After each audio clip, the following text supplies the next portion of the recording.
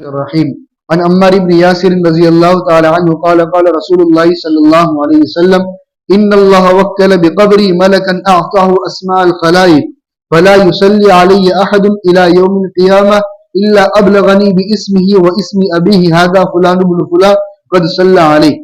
حضرت عمار بن یاسر رضی اللہ تعالیٰ عنہ حضور اقدس صلی اللہ علیہ وسلم کا ارشاد نقل کیا ہے کہ اللہ جل شانہ نے ایک فرشتہ میری قبر پر مقرر کر رکھا ہے جس کو ساری مخلوق کی باتیں سننے کی قدرت عطا فرما رکھی ہے.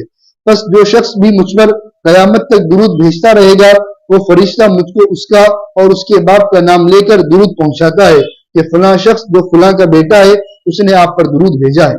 فائدہ: علامہ سخاوی رحمۃ اللہ علیہ نے قول بدی میں بھی اس حدیث کو نقل کیا ہے اور اس میں اتنا اضافہ ہے کہ فلاں شخص جو فلاں کا بیٹا ہے اس نے آپ پر درود بھیجا ہے. حضور صلی اللہ علیہ وسلم نے فرمایا کہ پھر اللہ جل شانہ اس کے ہر درود کے بدلے میں اس پر 10 مرتبہ درود یعنی رحمت بھیجتے ہیں. ایک اور حدیث سے یہ مضمون نقل کیا ہے کہ اللہ جل شانہ نے فرشتوں میں سے ایک فرشتے کو ساری مخلوق کی بات سننے کی قوت عطا فرمائی ہے. وہ قیامت تک میری قبر پر متعین رہے گا. جب کوئی شخص مجھ پر درود بھیجے گا تو فرشتہ اس شخص کا اور اس کے باپ کا نام لے کر مجھ سے کہتا ہے کہ فلانے نے جو فلاں کا بیٹا ہے آپ پر درود بھیجا ہے. اور اللہ تعالی شانہ نے مجھ سے یہ ذمہ لیا ہے کہ جو مجھ پر ایک دفعہ درود بھیجے گا اللہ جل شانہ اس پر 10 دفعہ درود بھیجیں گے. ایک اور حدیث سے بھی یہی فرشتے والا مضمون نقل کیا ہے اور اس کے آخر میں یہ مضمون ہے کہ میں نے اپنے رب سے یہ درخواست کی تھی کہ جو مجھ پر ایک دفعہ درود بھیجے اللہ جل شانہ اس پر 10 دفعہ درود بھیجے. حق تعالی شانہ نے میری یہ درخواست قبول فرما لی. حضرت ابو امامہ رضی اللہ تعالیٰ عنہ کے واسطے سے بھی حضور صلی اللہ علیہ وسلم کا یہ ارشاد نقل کیا ہے کہ جو شخص مجھ پر ایک دفعہ درود بھیجتا ہے اللہ جل شانہ اس پر 10 دفعہ درود یعنی رحمت بھیجتے ہیں اور ایک فرشتہ اس پر مقرر ہوتا ہے جو اس درود کو مجھ تک پہنچاتا ہے. ایک جگہ حضرت انس رضی اللہ تعالیٰ عنہ کی حدیث سے حضور اقدس صلی اللہ علیہ وسلم کا یہ ارشاد نقل کیا ہے کہ جو شخص میرے اوپر جمعہ کے دن یا جمعہ کی شب میں درود بھیجے اللہ جل شانہ اس کی 100 حاجتیں پوری کرتے ہیں اور اس پر ایک فرشتہ مقرر کر دیتے ہیں جو اس کو میری قبر میں مجھ تک اسی طرح پہنچاتا ہے جیسے تم لوگوں کے پاس ہدایہ بھیجے جاتے ہیں. اس حدیث پر یہ اشکال نہ کیا جائے کہ اس حدیث سے معلوم ہوتا ہے کہ وہ ایک فرشتہ ہے جو قبر اطہر پر متعین ہے جو ساری دنیا کی صلاۃ و سلام حضور صلی اللہ علیہ وسلم تک پہنچاتا رہے.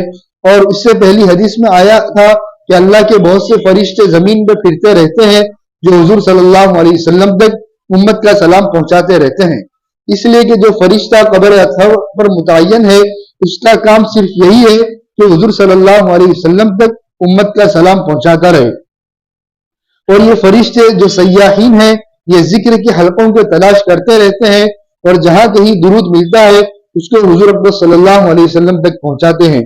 اور یہ عام مشاہدہ ہے کہ کسی بڑے کی خدمت میں اگر کوئی پیام بھیجا جاتا ہے اور مجمع میں اس کو ذکر کیا جاتا ہے تو ہر شخص اس میں فخر اور تقرب سمجھتا ہے کہ وہ پیام پہنچائے اپنے اکابر اور بزرگوں کے یہاں یہ منظر بارہا دیکھنے کی نوبت آئی. پھر سید الکونین فخر الرسول صلی اللہ علیہ وسلم کی بارگاہ پھر فخر المرسلین صلی اللہ علیہ وسلم کی پاک بارگاہ تو پوچھنا ہی کیا. اس لیے جتنے بھی فرشتے پہنچا ہے برمحل ہے. نزہۃ البساتین میں حضرت ابراہیم خواص رحمۃ اللہ علیہ سے نقل کیا ہے وہ فرماتے ہیں کہ ایک مرتبہ مجھ کو سفر میں پیاس معلوم ہوئی اور شدت پیاس سے بے ہوش ہو کر گر پڑا. کسی نے میرے منہ پر پانی چھڑکا. میں نے آنکھیں کھولی تو ایک مرد حسین خوبرو گھوڑے پر سوار دیکھا. اس نے مجھ کو پانی پلایا اور کہا میرے ساتھ رہو. تھوڑی دیر گزری تھی کہ اس جوان نے مجھ سے کہا تم کیا دیکھتے ہو؟ میں نے کہا یہ مدینہ ہے. اس نے کہا اتر جاؤ. میرا سلام حضرت رسول خدا صلی اللہ علیہ وسلم سے کہنا اور عرض کرنا آپ کا بھائی خضر آپ کو سلام کہتا ہے. شیخ ابو الخیر اقتا رحمۃ اللہ علیہ فرماتے ہیں میں مدینہ منورہ میں آیا 5 دن وہاں قیام کیا. کچھ مجھ کو ذوق و لطف حاصل نہ ہوا. میں قبر شریف کے پاس حاضر ہوا اور حضرت رسول خدا صلی اللہ علیہ وسلم اور حضرت ابو بکر اور حضرت عمر رضی اللہ تعالی عنہما کو سلام کیا اور عرض کیا اے رسول اللہ آج میں آپ کا مہمان ہوں. پھر وہاں سے ہٹ کر ممبر کے پیچھے سو رہا. خواب میں سرور دو عالم صلی اللہ علیہ وسلم کو دیکھا. حضرت ابو بکر آپ کی داہنی اور حضرت عمر رضی اللہ تعالی عنہما آپ کی بائیں جانب تھے۔ حضرت علی کرم اللہ وجہہ حضور صلی اللہ علیہ وسلم کے آگے تھے۔ حضرت علی نے مجھ کو ہلایا اور فرمایا کہ اٹھو، رسول خدا صلی اللہ علیہ وسلم تشریف لائے ہیں۔ میں اٹھا اور حضرت صلی اللہ علیہ وسلم کے دونوں آنکھوں کے درمیان چوما۔ حضور صلی اللہ علیہ وسلم نے ایک روٹی مجھ کو عنایت فرمائی، میں نے آدھی کھائی اور جاگا تو آدھی میرے ہاتھ میں تھی۔ یہ شیخ ابو الخیر کا قصہ علامہ سخاوی رحمۃ اللہ علیہ نے قول بدی میں بھی نقل کیا ہے، جس سے معلوم ہوتا ہے کہ نزہہ کے ترجمے میں کچھ تسامح ہوا ہے۔ قول بدی کے الفاظ یہ ہے اقمت 5 ایام ما ذقت ذوقا، جس کا ترجمہ یہ ہے کہ میں 5 دن رہا اور مجھے ان دنوں میں کوئی چیز چکھنے کو بھی نہیں ملی۔ ذوق و شوق حاصل نہ ہونا ترجمے کا تسامح ہے۔ اس ناکارہ کے رسالہ فضائل حج کے زیارت مدینہ کے قصوں میں 8 نمبر پر بھی یہ قصہ گزر چکا ہے، اور اس میں اسی نوع کا ایک قصہ 23 نمبر پر، حدیث نمبر 23 پر ابن الجلا کا بھی وفاء الوفا سے گزر چکا ہے، اور اس نوع کے اور بھی متعدد قصے اکابر کے ساتھ پیش آ چکے ہیں جو وفاء الوفا میں کثرت سے ذکر کیے گئے ہیں۔ ہمارے حضرت اقدس شیخ المشائخ مسند الہند امیر المؤمنین فی الحدیث حضرت شاہ ولی اللہ نور اللہ مرقدہ اپنے رسالہ حرز سمین فی مبشرات النبی الامین، جس میں انہوں نے 40 خواب یا مکاشفات اپنے یا اپنے والد ماجد کے حضور اقدس صلی اللہ علیہ وسلم کی زیارت کے سلسلے میں تحریر فرمائے ہیں۔ اس میں نمبر 12 پر تحریر فرماتے ہیں کہ ایک روز مجھے بہت ہی بھوک لگی، نہ معلوم کہ کئی دن کا فاقہ ہوگا۔ میں نے اللہ جل شانہ سے دعا کی تو میں نے دیکھا کہ نبی کریم صلی اللہ علیہ وسلم کی روح مقدس آسمان سے اتری اور حضور اقدس صلی اللہ علیہ وسلم کے ساتھ ایک روٹی تھی۔ گویا اللہ جل شانہ نے حضور صلی اللہ علیہ وسلم کو ارشاد فرمایا تھا کہ یہ روٹی مجھے مرحمت فرمائے۔ 13 نمبر حدیث پر تحریر فرماتے ہیں کہ ایک دن مجھ کو رات کچھ کھانے کو نہیں ملا تو میرے دوستوں میں سے ایک شخص دودھ کا پیالہ لایا، جس کو میں نے پیا اور سو گیا۔ خواب میں نبی کریم صلی اللہ علیہ وسلم کی زیارت ہوئی۔ حضور صلی اللہ علیہ وسلم نے ارشاد فرمایا کہ وہ دودھ میں نے ہی بھیجا تھا، یعنی میں نے توجہ سے اس کے دل میں یہ بات ڈالی تھی کہ وہ دودھ لے کر جائے۔ اور جب اکابر صوفیہ کی توجہات معروف و متواتر ہے تو پھر سید الاولین والآخرین صلی اللہ علیہ وسلم کی توجہ کا کیا پوچھنا۔ حضرت شاہ صاحب رحمۃ اللہ علیہ واقعہ نمبر 15 پر تحریر فرماتے ہیں کہ میرے والد نے مجھ سے بتایا کہ وہ ایک دفعہ بیمار ہوئے تو خواب میں نبی کریم صلی اللہ علیہ وسلم کی زیارت ہوئی۔ حضور صلی اللہ علیہ وسلم نے ارشاد فرمایا میرے بیٹے کیسی طبیعت ہے؟ اس کے بعد شفا کی بشارت عطا فرمائی اور اپنی داڑھی مبارک میں سے 2 بال مرحمت فرمائے۔ مجھے اسی وقت صحت ہو گئی اور جب آنکھ کھلی تو وہ دونوں بال میرے ہاتھ میں تھے۔ حضرت شاہ صاحب رحمۃ اللہ علیہ فرماتے ہیں کہ والد صاحب نور اللہ مرقدہ نے ان دونوں بالوں میں سے ایک مجھے مرحمت فرمایا تھا۔ اسی طرح شاہ صاحب رحمۃ اللہ علیہ واقعہ نمبر 18 پر تحریر فرماتے ہیں کہ مجھ سے میرے والد صاحب نے ارشاد فرمایا کہ ابتدائی طالب علمی میں مجھے یہ خیال پیدا ہوا کہ میں ہمیشہ روزہ رکھا کروں، مگر مجھے اس میں علماء کے اختلاف کی وجہ سے تردد تھا کہ ایسا کروں یا نہ کروں۔ میں نے خواب میں نبی کریم صلی اللہ علیہ وسلم کی زیارت کی۔ حضور اقدس صلی اللہ علیہ وسلم نے مجھے خواب میں ایک روٹی مرحمت فرمائی۔ حضرات شیخین وغیرہ تشریف فرما دے۔ حضرت ابو بکر صدیق رضی اللہ تعالیٰ عنہ نے فرمایا الہدایہ مشترکہ، میں نے وہ روٹی ان کے سامنے کر دی، انہوں نے ایک ٹکڑا توڑ لیا۔ پھر حضرت عمر رضی اللہ تعالیٰ عنہ نے فرمایا الہدایہ مشترکہ، میں نے وہ روٹی ان کے سامنے کر دی، انہوں نے بھی ایک ٹکڑا توڑ لیا۔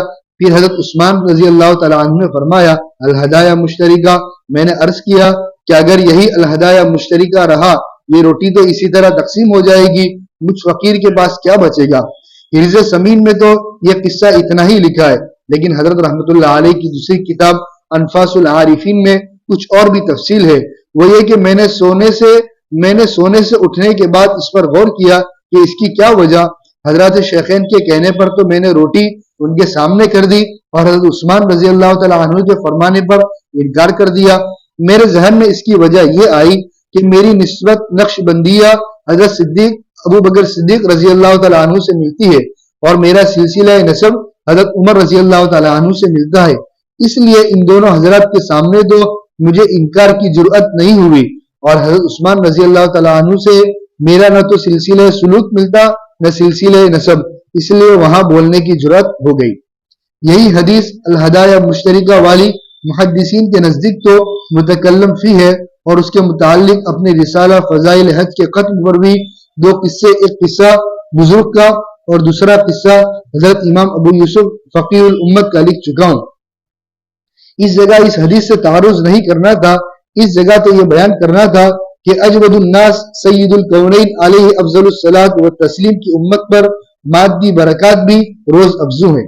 حضرت شاہ صاحب رحمۃ اللہ علیہ اپنے رسالہ حفظ سمین میں نمبر 19 پر تحریر فرماتے ہیں کہ مجھ سے میرے والد نے ارشاد فرمایا کہ وہ رمضان المبارک میں سفر کر رہے تھے، نہایت شدید گرمی تھی جس کی وجہ سے بہت ہی مشقت اٹھانی پڑی۔ اسی حالت میں مجھے اونگ آ گئی کہ نبی کریم صلی اللہ علیہ وسلم کی خواب میں زیارت ہوئی۔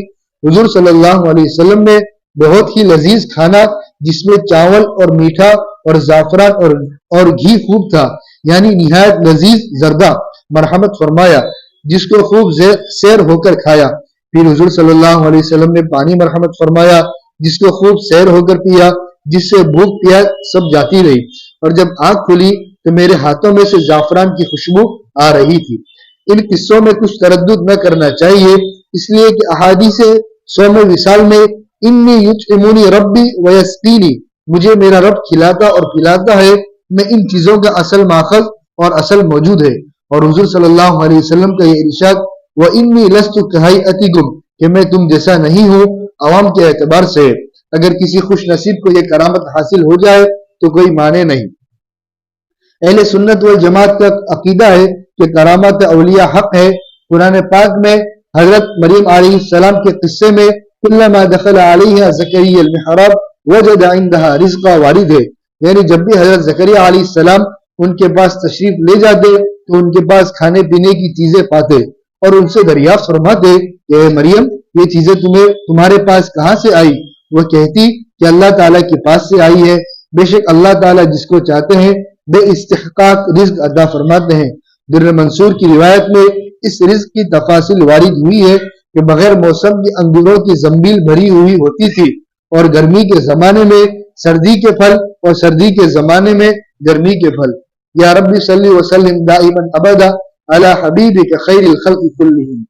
بسم اللہ الرحمن الرحیم، الحمدللہ رب العالمین، والصلاة والسلام علی سید الانبیاء والمرسلین محمد وآلہ وصحبہ اجمعین، اما بعد۔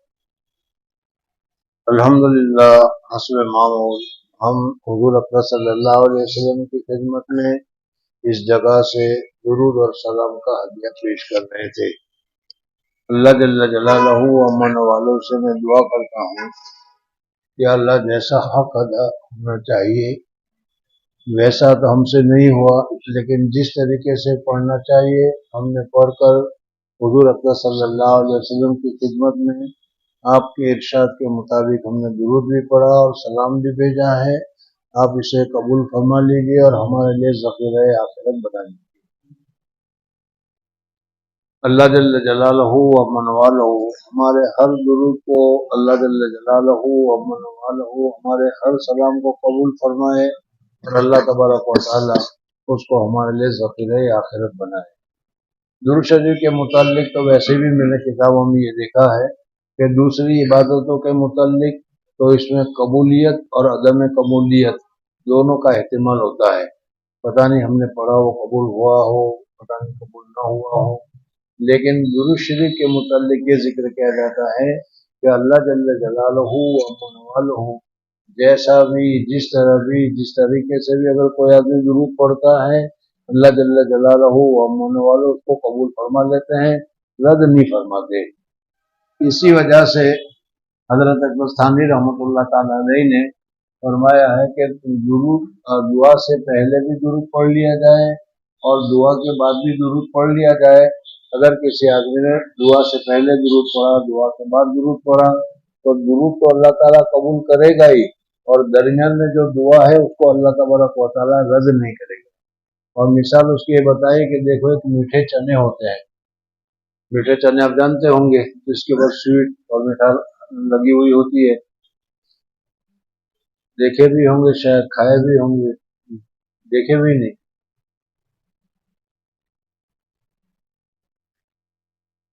कैसे देवबंदी है, कोई मेरे से लाया नहीं चना मीठा, खैर कोई बात नहीं। तो बहरहाल वो मीठे चने के मुताबिक हज़रत थानी रहमतुल्लाह ने फरमाया कि बच्चों को सिर्फ चना खिलाओ तो वो चना खाना पसंद नहीं करेंगे, लेकिन ये मीठा चना दे दो तो वो जरूर खा लेंगे। किसी बच्चे को तुमने ये नहीं देखा होगा कि ऊपर की मिठाई छील कर खाए और चने को फेंक दे। तो जब इंसान भी इस तरीके से लपटी हुई चीज को फेंकता नहीं है बल्कि उसमें जो कुछ होता है उसको इख्तियार कर लेता है, तो अल्लाह जल्ल शानहू की शान बहुत ही ऊंची है। तो इस वजह से दुरूद तो अल्लाह तबारक व तआला कबूल फरमा ही रहता है, और दुरूद के दरमियान में जो दुआ होती है उसको भी अल्लाह तबारक व तआला कबूल फरमा देते हैं। बहरहाल ये बात तो दरमियान में आ गई। असल तो बात ये चल रही थी कि हुजूर अकबर सल्लल्लाहु अलैहि वसल्लम ने हदीस बयान फरमाई कि अल्लाह जल्ल जलालहू व मन वालों ने हुजूर अकबर सल्लल्लाहु अलैहि वसल्लम की कब्र मुबारक पर एक फरिश्ते को मुकर्रर कर रखा है, और वो क़यामत तक उस जगह पर मुकर्रर रहेगा। और उसको अल्लाह तबारक व तआला ने हर जबान की समझ भी दे रखी है, हर जबान वो जानता भी है, और जहाँ कहीं से भी उनको कोई सलाम, जहाँ कहीं से भी कोई आदमी दुरूद पढ़ता है फौरन उनके कानों में आवाज़ पहुँच जाती है, और वो हुजूर अकबर सल्लल्लाहु अलैहि वसल्लम की खिदमत में दुरूद पढ़ने वाले का और उसके बाप का नाम लेकर हुजूर सल्लल्लाहु अलैहि वसल्लम से कहता है कि आपके फलाने उम्मती ने फलानी जगह पर ये आपके ऊपर दुरूद या सलाम भेजा है, वगैरह वगैरह। ये हदीस पहले मैं तफसील के साथ तुम्हारे सामने जिक्र कर चुका हूँ, इसलिए इसके ऊपर ज़्यादा नहीं कहते। बल्कि इसके अलावा एक दूसरी हदीस में भी आता है कि अल्लाह जल्ल जलालहू व मन वालों ने कुछ फरिश्ते मुकर्रर कर रखे हैं, और वो फरिश्ते घूमते रहते हैं। अल्लाह तबारक व तआला ने फरिश्तों की बहुत बड़ी तादाद पैदा कर रखी है, और हर फरिश्ते को अल्लाह तबारक व तआला ने दो काम सुपुर्द कर रखा है, वो उसमें लगे हुए हैं और उसमें वो मशगूल हैं। इनमें एक जमात को तो मुकर्रर रखा है कि तुम दुनिया में घूमते रहो फिरते रहो, जहाँ कुरान पाक पढ़ा जा रहा हो कुरान सुनो, उसकी इत्तला करो, जहाँ मेरा जिक्र किया जा रहा हो, जहाँ हमारे हबीब पाक सल्लल्लाहु अलैहि वसल्लम का जिक्र किया जा रहा हो उसको सुनो, और उसके बाद उसको हमारे सामने पेश करो, वगैरह वगैरह। तो इसी तरीके से इसको मलाइका सयाहीन कहते हैं इस्तिलाह में, ऐसे फरिश्ते जो सफ़र करते रहते हैं।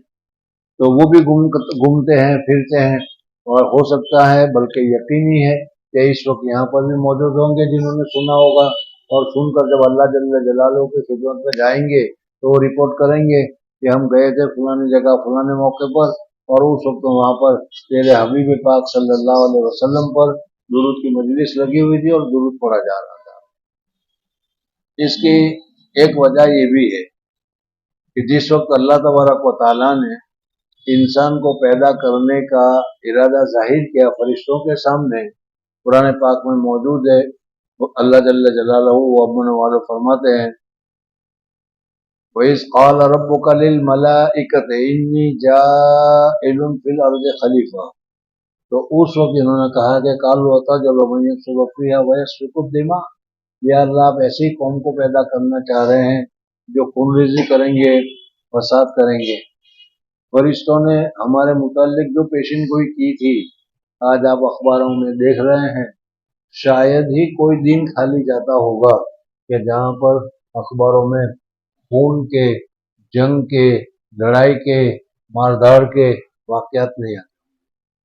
और अल्लाह तबारक व तआला के नाफरमानी तो बहुत कसरत के साथ हो रही है, इस वजह से उन्होंने ये कहा था। मुफस्सिरीन फरमाते हैं कि फरिश्तों को कैसे पता चल गया, उसके फिर मुतअद्दिद जवाब भी देते हैं। एक जवाब तो ये देता है कि हो सकता है कि उन्होंने लोहे महफूज में देखा हो, इसलिए कि अल्लाह तबारक व तआला ने क़यामत तक जो कुछ होना था वो सारा लोहे महफूज में लिख रखा है। या दूसरी वजह है कि उन्होंने देखा कि हर चीज का एक मादा होता है, दुनिया में भी हम जानते हैं, और उस मादे से जो चीज भी बनती है तो उसमें उस मादे का असर जरूर होता है। इस वजह से जिस चीज गुड़ के मादे से बनती है वो मीठी होती है, जो करेले से बनती है वो कड़वी होती है, आप आजाद जानते हैं। तो फरिश्तों ने देखा कि अल्लाह जल्ल जलालहू व मन वालों ने इंसान को पैदा किया है मिट्टी से, और मिट्टी जलील ردی نکمی بیکار چیزیں پاؤں کے نیچے آتی رہتی ہے، ہر آدمی اس کے اوپر چلتا رہتا ہے، تو ایسی نکمی چیز سے جو کچھ بنے گی وہ تو نکمی ہی ہوگی۔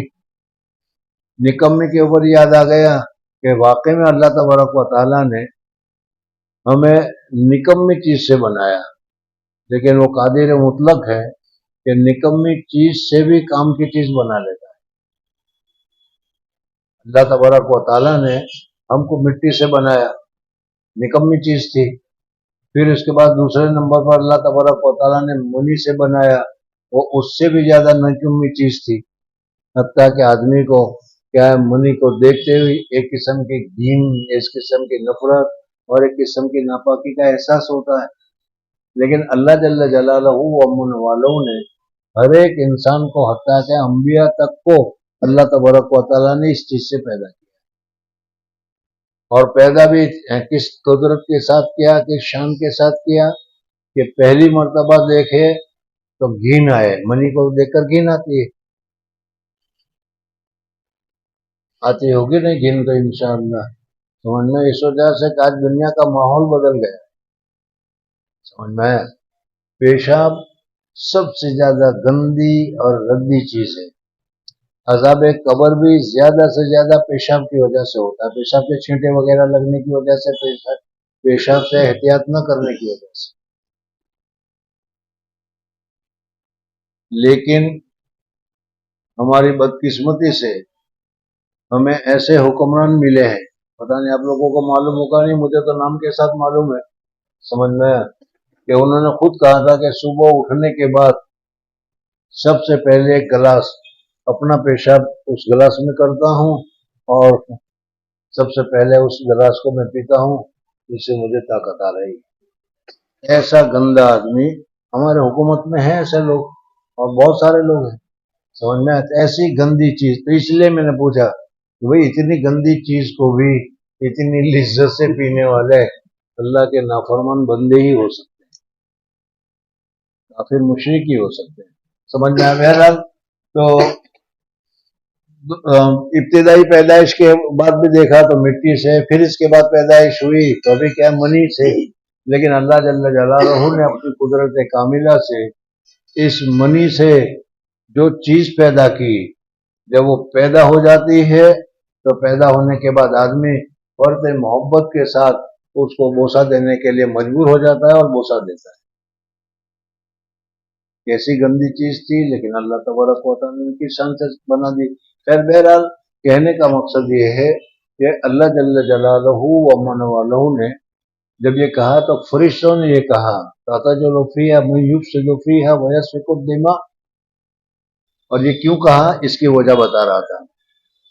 اللہ جل جلالہ و من والہ نے جب انہوں نے کہا کہ فرشتے ہم کام کر دیں گے، آپ کسی دوسرے کو مت بنائیے، تو اللہ تبارک و تعالیٰ نے فرمایا کہ میں جانتا ہوں میں کس وجہ سے بنا رہا ہوں۔ بہرحال اللہ جل جلالہ و من والہ نے انسان کو پیدا کیا، اور پیدا کرنے کے بعد اللہ تبارک و تعالیٰ نے اس میں ہدایت کا نور رکھا، اور ایسا نور رکھا کہ بچہ کے پیدا ہونے کے بعد تو ماں باپ کو محبت آ جاتی ہے اس سے، اور وہ بوسہ دے دیتا ہے منی کی چیز کے باوجود۔ لیکن یہی بچہ جب اللہ تبارک و تعالیٰ کے سامنے کھڑا ہوتا ہے اور اللہ تبارک و تعالیٰ کے سامنے عبادت میں مصروف ہو جاتا ہے، عبادت میں مشغول ہوتا ہے، قرآن کی تلاوت میں مصروف ہوتا ہے، نماز میں مصروف ہوتا ہے، عبادت میں کوئی بھی، تو فرشتے اس کے ساتھ محبت کرنے لگتے ہیں، اور حضرت جبریل علیہ السلام آ کر اسے مصافحہ کرتے ہیں۔ لیلۃ القدر کے متعلق واقعات میں آپ حضرات نے سنا ہوگا کہ جبریل علیہ السلام ہر جگہ پر، چاہے جنگل ہو، چاہے بیابان ہو، چاہے کہاں بھی ہو، وہاں پہنچتے ہیں، اور جو آدمی اللہ کی عبادت میں لگا ہوا ہوتا ہے اس کو کیا ہے مصافحہ کرتے ہیں۔ بہرحال اللہ جل جلالہ و من والوں نے انسان کو بنایا، اور اسی وجہ سے بنایا کہ ایسی گھٹیا میٹیریل سے بنی ہوئی ایسی عمدہ چیز کہ جس کو اللہ تبارک و تعالیٰ نے خطاب دیا اشرف المخلوقات کا، یعنی اللہ تعالیٰ نے جتنی مخلوقات پیدا کی ہے، ہزاروں کی تعداد میں اللہ تبارک و تعالیٰ نے مخلوقات پیدا کی، ان سب میں اشرف اگر بنایا ہے تو اللہ تبارک و تعالیٰ نے انسان کو بنایا ہے۔ بہرحال حضرت انسان کی پیدائش کا جو مقصد ہے وہ مقصد ہی یہی ہے کہ اپنی ساری خواہشوں کو، اپنی ساری چاہتوں کو، اپنی ساری پسند کو قربان کر دو اور اللہ کی پسند کو اختیار کر لو۔ اور یہ اللہ تبارک و تعالیٰ نے انسان میں خاصیت رکھی کہ وہ اپنی ساری پسند کی قربانی دے سکتا ہے، اور قربانی دے کر اللہ تبارک و تعالیٰ کی رضا پر وہ راضی ہو سکتا ہے۔ بہرحال پورا مہینہ آپ اس مضمون کو سن رہے تھے، آج پھر اس کو ذرا سا یاد دلا دیا کہ ہمارا کام یہ ہے کہ ہم اپنی خواہشات کو، خاص کر کے وہ خواہشات جو نفسانی ہے، خاص کر کے وہ خواہشات جو عصیان اور گناہ والی ہے، ان کو حتی الامکان کو دبانے کی کوشش کرنی چاہیے، اور اس میں اگر ہو بھی جائے کبھی تو سستی نہیں کرنی چاہیے، فوراً استغفار کرنا چاہیے۔ صحابہ کرام رضوان اللہ تعالی علیہم اجمعین کے بہت سارے واقعات آپ حضرات نے سنے کہ ادھر گناہ ہوا اور ادھر حضور صلی اللہ علیہ وسلم کے پاس دعا کے لیے پہنچ جایا کرتے تھے کہ ہمیں پاک کر دیجیے۔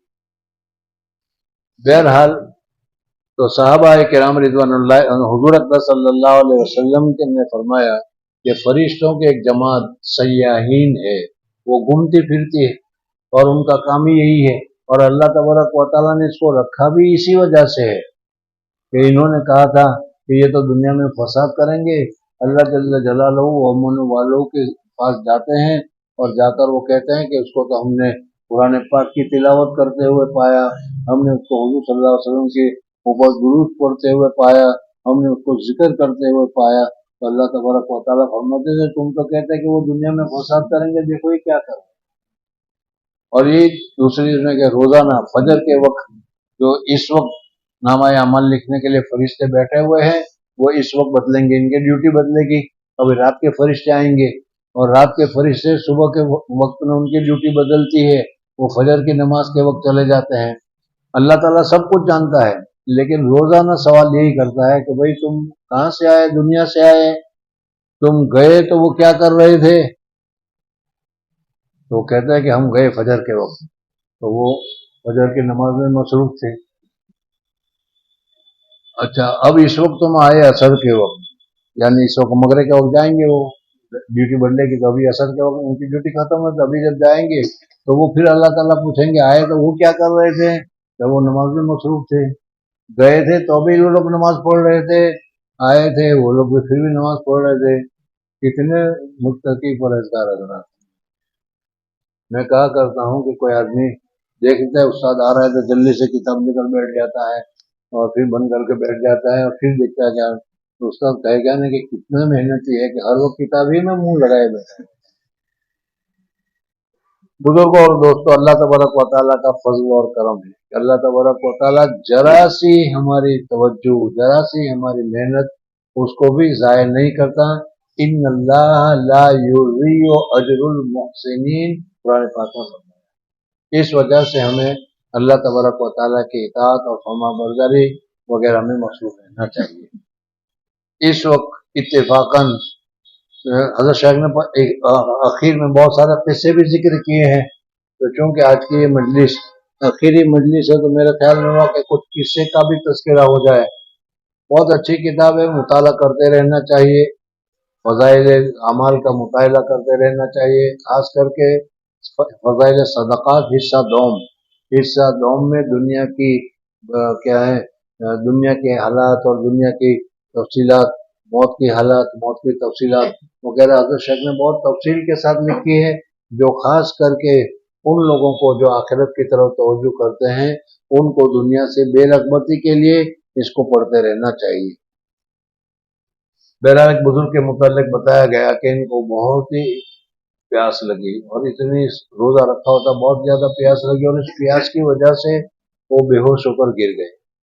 اتنے میں دیکھا کہ بہت ہی حسین نوجوان آدمی آیا اور آ کر اس نے پانی پلایا، انہوں نے پانی پیا، پانی پینے کی وجہ سے جان میں جان آئی، اور پھر اس کے بعد اس آدمی کو دیکھ کر پوچھا کہ اس آدمی نے کہا کہ چلو تم ہمارے ساتھ، میں تم کو لے جا رہا ہوں، اور تھوڑی دیر کے بعد کہا آنکھ کھولو، آنکھ کھولا देखो कहाँ पर हो तुम, मदीना में।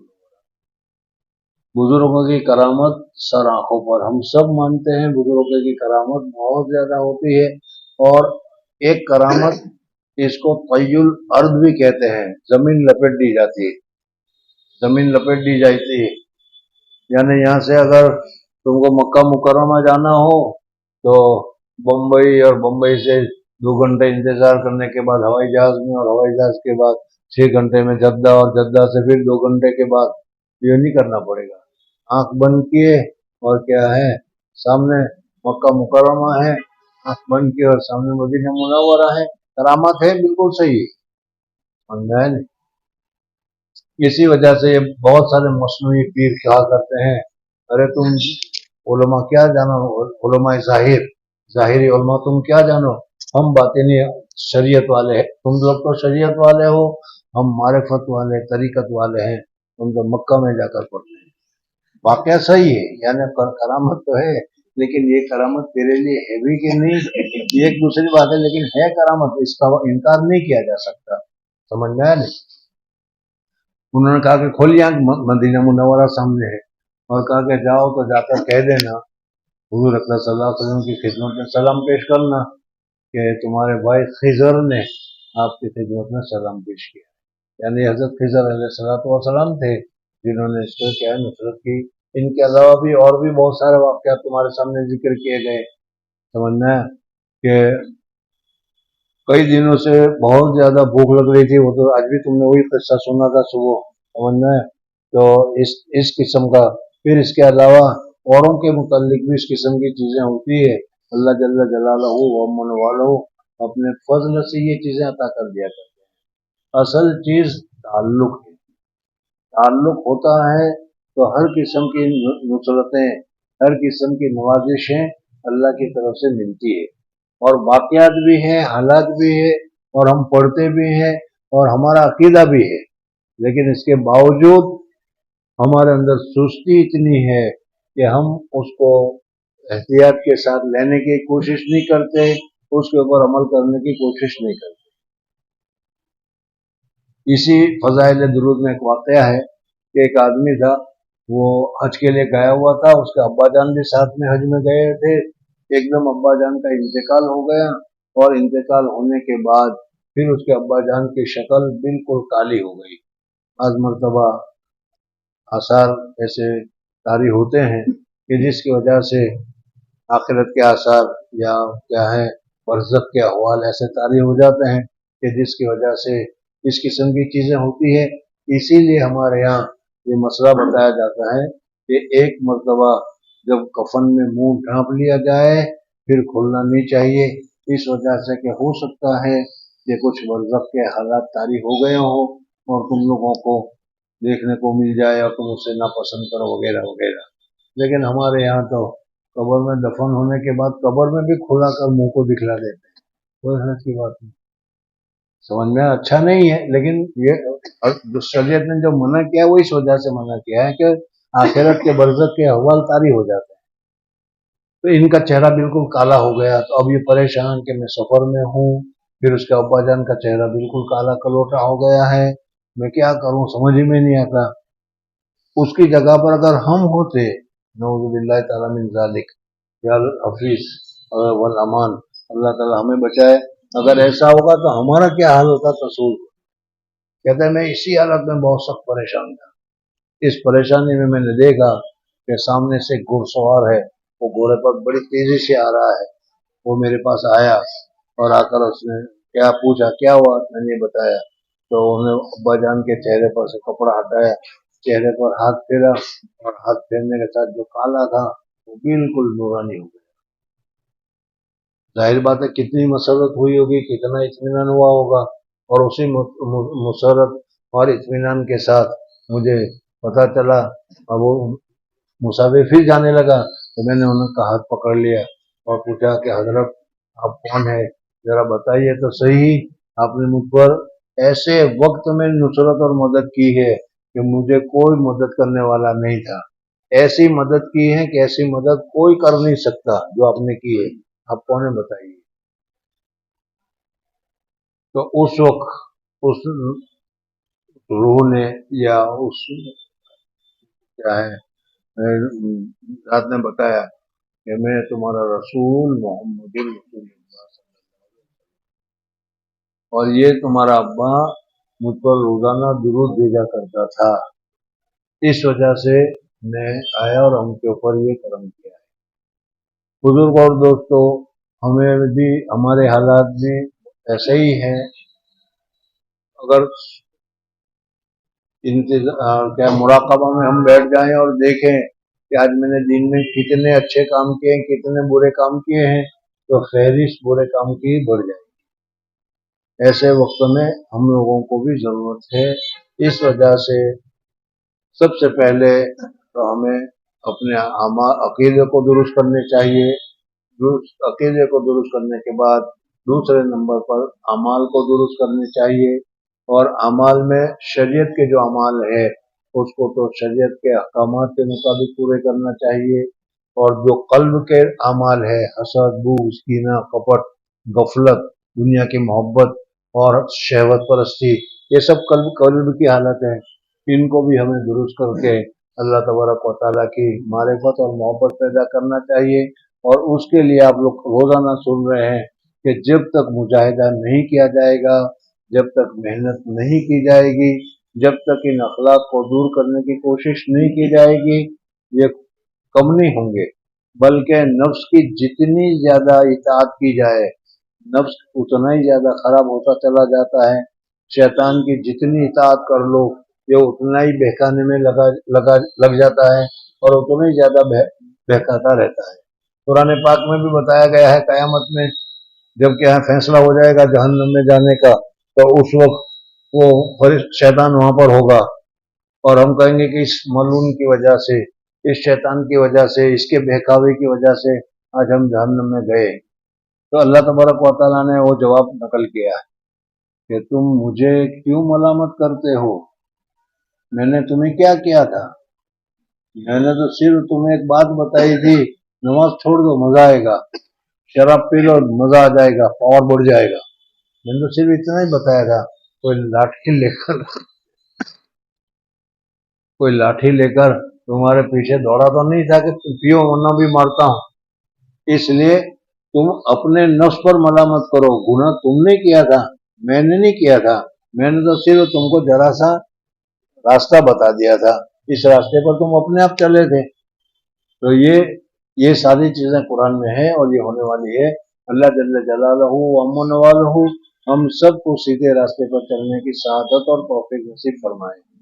دیکھو مجھے ہمیشہ ڈر لگا رہتا تھا اور اب بھی ڈر لگا رہتا ہے کہ حدیث میں نے سنا ہے کہ قیامت کے دن ایک آدمی کو اللہ جل جلالہ و امن والہ جہنم میں ڈالے گا اور اتنے خراب حالت میں ہوگا کہ اس کی انتڑیاں بھی نکلی ہوئی ہوگی اور وہ انتڑیوں کی گرد گھوم رہا ہوگا۔ سارے جہنم والے تکلیف میں ہوں گے، وہ جل رہے ہوں گے، لیکن جلنے کے باوجود وہ اس کو دیکھنے کے لیے جمع ہو گئے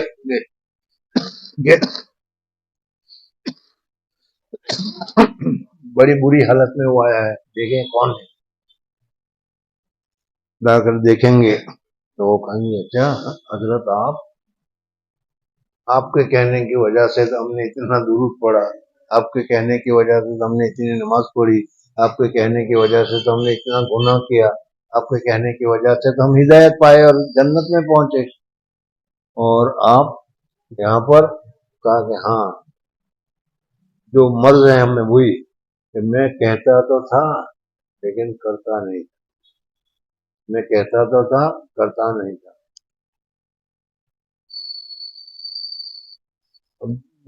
ایک دوسری حکایت اسی قسم کی یاد آ گئی۔ ایک مول صاحب تھے، تقریر کرنے کے لیے بیٹھے تھے، جب بڑے جذباتی تقریر کرتے تھے، بڑے اچھے جذباتی تقریر کرتے تھے۔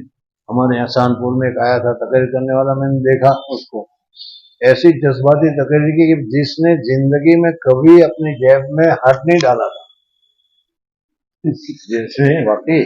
جس نے زندگی میں کبھی اپنی جیب میں ہاتھ نہیں ڈالا تھا، میں نے دیکھا کہ اس نے 10 کے نوٹ نکال کر اس کے سامنے، سمجھے، ایسے بھی جذباتی ہوتے ہیں۔ تو یہ مول صاحب تقریر کرنے والے ہیں، لوگوں کو جذبات، اور جب تقریر کے لیے کرتے ہیں تو پھر جذبات میں آ کر چندہ ہو دیتے ہیں. یہ چندہ لا کر اپنے گھر پر اپنے لیے تو کام کرتے تھے، وہ بہت سارا اس نے کچھ جمع کیا، سونا وغیرہ بھی سارا جمع کیا، خود بیوی کو بہت سارا پہنا ہے. ابھی کرتا اسی لیے تھا وہ. اس کی بیوی کو ایک دن دل میں خیال آیا کہ یار یہ مول صاحب کرتے کیا ہیں، کیسی تقریر کرتے ہیں، ذرا جا کے سننا چاہیے. اور میں وہ تو عورت بھی تقریر سننے کے لیے گئی تو اس نے جو جذباتی تقریر کی تو وہ عورت بھی اس جذبات میں بہہ گئی اور جتنا سونا پہنا ہوا تھا سارا صدقے میں دے دیا. وہ گھر آئی تو کھا لیا، تو کہاں گیا وہ سب سونا؟ کہ وہ تو اپنے تقریر میں نہیں کہا تھا اللہ کے راستے میں دو، اللہ کے راستے میں دو، 10 گنا ملے گا. حضرت شیخ کا ایک قصہ اور یاد آ گیا ابھی. کسی مول صاحب نے تقریر کی 10,000 دنیا 70,000 آخرت، اللہ کے راستے میں نکالو 10 گنا دنیا میں اور 70 گنا آخرت میں ملے گا. میرے جیسا کوئی لالچی ہوگا، اس نے کہا یار یہ پیسے جمع کرنے کا اچھا موقع ہے. اس کو جتنا تھا وہ سارا اللہ کے راستے میں دے دیا، دروازہ کھول کر بیٹھ گیا کہ ابھی 10 گنا آئے گا. لیکن 10 گنا نہیں آیا. اب 10 گنا نہیں آیا تو ایسے وقت میں ٹینشن پر ٹینشن بڑھ گئی. پاخانہ شروع ہو گیا. اب پاخانہ کے لیے جاتا رہا لیکن جب پاخانہ زیادہ ہوتا ہے چل بھی نہیں سکتا. اب وہ جنگل میں ہی بیٹھ گیا اور پاخانہ کرتے رہا. وہاں ٹینشن کم ہونے کا نام نہیں لے رہا. اب کہتے ہیں کہ ایک دم اس کو جو کیا ہے اٹھنے گیا تو اٹھا بھی نہیں جا سکتا تھا. تو ایک جڑ، درخت کی جڑ اس کے ہاتھ میں آ گئی. وہ جڑ اس نے پکڑی تو وہ جڑ اس کا بوجھ برداشت نہیں کر سکی، وہ درخت گر گیا. تو اس میں سے ایک بہت بڑا سونے کا گھڑا مل گیا. اب جو ساری کمزوری تھی ختم ہو گئی اور اس نے وہ گھڑا لے لیا. سمجھنے دوسری مرتبہ کئی دنوں کے بعد پھر وہ تقریر میں گیا تو وہ مول صاحب تقریر کر رہا تھا کہ اللہ کے راستے میں تو 10,000 دنیا 70,000 آخرت. تو وہاں کھڑے ہو کر ہاتھ جوڑ کر کہتا ہے کہ مول صاحب بات تمہاری صحیح ہے لیکن اتنا ہکا نہیں جاتا. میں ایسا بہت سارے عجیب ایسے واقعات بھی. تو اس نے کہا کمبخت، یہ تو تیرے لیے میں نے تھوڑی تقریر کی تھی کہ تو اللہ کے راستے میں دے، وہ تو ان لوگوں کے لیے تھا. تو صرف اس جملے پر مجھے قصہ یاد آ گیا کہ ہم یہ سمجھتے ہیں کہ یہ تقریر میرے لیے تھوڑی ہے، یہ حدیث میرے لیے تھوڑی ہے، وہ تو دوسروں کے لیے ہے. حالانکہ یہ نہیں، اپنے اوپر سمجھو. اللہ تبارک و تعالیٰ مجھے بھی آپ حضرات کو توفیق عطا فرمائے. میرے لیے بھی دعا کریں اور میں بھی دعا کرتا ہوں اللہ تبارک و تعالیٰ ہم سب کو رشد و ہدایت عطا فرمائے، صلاح اور فلاح عطا فرمائے. اگر میں نے آپ لوگوں کو کسی کو ڈانٹا ڈپٹا ہو یا ہو تو حقوق و لباس کے اعتبار سے معاف فرما دیں. سبحان اللہ و بحمدہ، سبحانک اللہم و بحمدک، نشہد ان لا الہ الا انت، نستغفرک و نتوب الیک.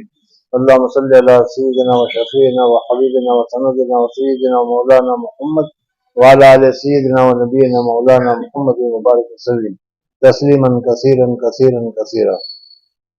لا إله إلا الله الحليم الكريم، سبحان الله رب العرش العظيم، والحمد لله رب العالمين.